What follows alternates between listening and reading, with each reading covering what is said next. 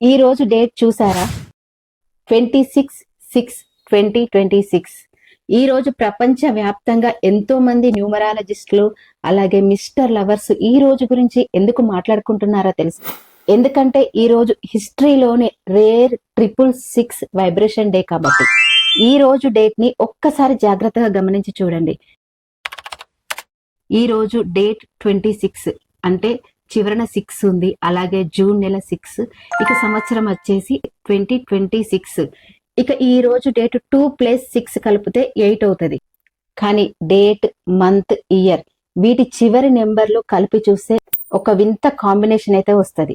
అందువల్లే దశాబ్దంలోని కొన్ని రోజులలో ఒక రోజుగా ఈ రోజు చేరిందన్నమాట.